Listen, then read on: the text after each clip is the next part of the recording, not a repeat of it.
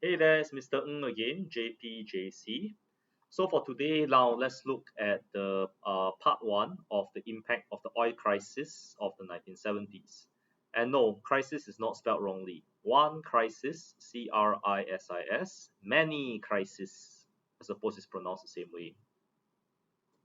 So the key inquiry question that we are looking for at today, okay, would be how bad were the oil crisis of the 1970s for the global economy? So if you like check your lecture notes, there were two oil crises, one in the 1973 and the other in 1979. The framework that we'll be using to examine this issue would be time, space, and magnitude, okay, which nicely corresponds to the historical concepts of change and continuity, as well as the underlying concept of chronology.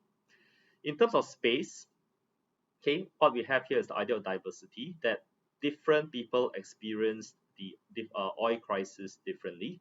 In fact, some may not even call it the oil crisis at all, but the day money rained from the sky. And lastly, magnitude. Okay, what is so significant about the oil crisis? Okay, that do we still see any of its impacts today? Okay, some 45, 47, 48 years after the whole thing is over. How enduring, okay, is its impact? Okay, so let's try to qualify and assess the impact of the first oil crisis, okay, in terms of magnitude and time.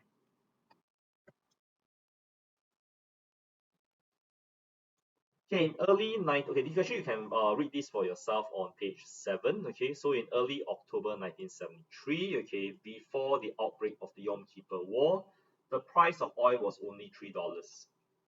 Okay, you can this is whatever that happens in between.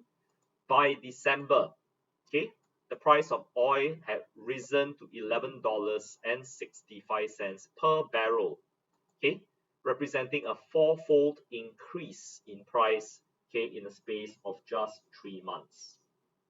So what can we conclude about the first oil crisis in terms of magnitude and time?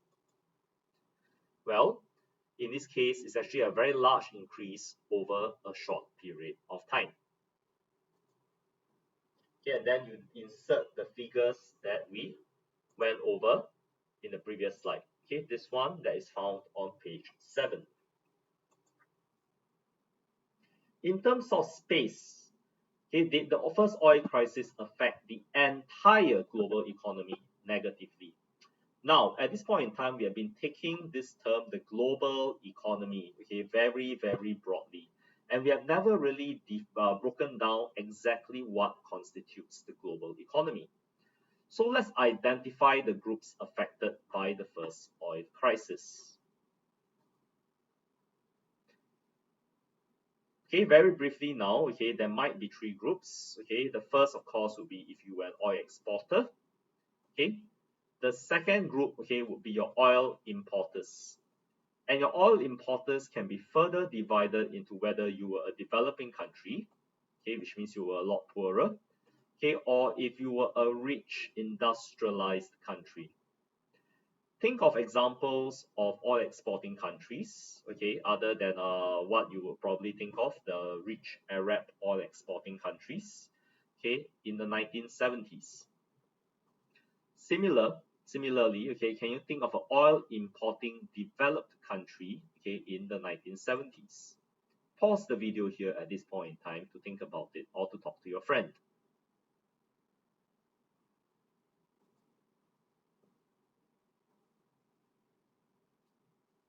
Okay, so here are the answers. Okay, for the first group, other than those that are in OPEC, okay, then we have Venezuela, okay, which is actually an oil exporting country that pretty much got rich of the 1973 oil crisis. Okay, so as I said before, okay, for Venezuela, it wouldn't be the oil crisis. It would be a windfall for them. Will number 3 actually surprise you?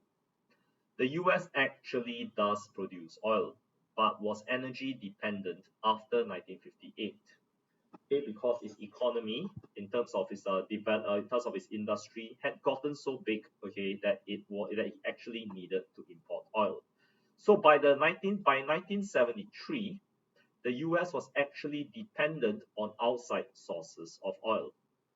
I have not bothered to define what is number two, because there are a lot more developing countries which are poorer up there, which don't have oil, okay, than there are which actually have oil, okay, that belong to this category.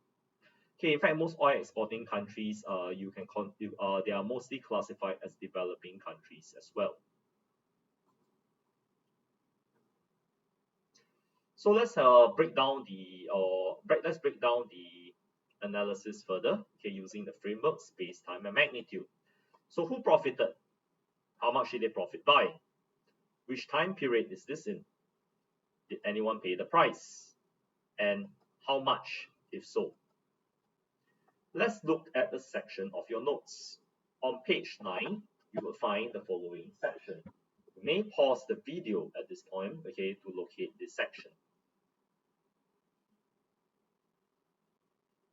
Found it? Okay, let's have a look. In the first year of the oil of the crisis itself, what year would this be? You're right, it's 1973. $64 billion flowed into the coffers of oil states.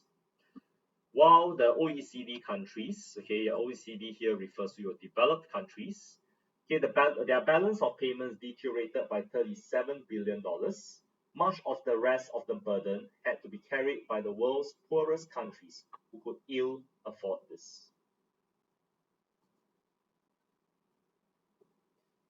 Okay, so let's have a look at this now. Okay, who profited from the oil crisis? Okay, the oil developed exporting states. How much did they profit by?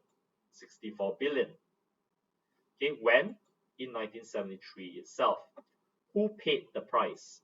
Okay, net oil importing states. In short, you might be an oil producer, but if you had to import oil, because pretty much like the United States, because you didn't produce enough yourself, you are known as a net oil importer. Okay, how much in terms of value? Okay, note that net oil importing states, okay, yeah, developed countries, net oil importing developed countries, okay, they paid $37 billion of this bill, while, okay, the net oil importing developed countries paid the rest.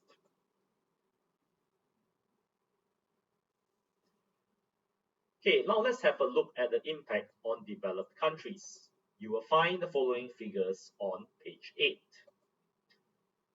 Real GDP growth of the leading industrial countries slumped from a rate of 8% in the first half of 1973 to 1 or 3% in the second half. So at this point in time, okay, yeah, what does real GDP mean? Okay, and should we actually write it into the exam? If your econs tutor has already covered this point with you, okay, well done. Okay, real GDP means GDP that is corrected for inflation. So in this case, if real GDP growth, okay, is literally real GDP, okay. So what do you note about this impact on developed countries? The oil crisis was a nuisance, but not fatal to the developed countries, as it merely hampered growth. Okay, on the other hand, the oil crisis led to a debt spiral from the developing countries. So at this point in time, okay, I'll leave you with the following thought.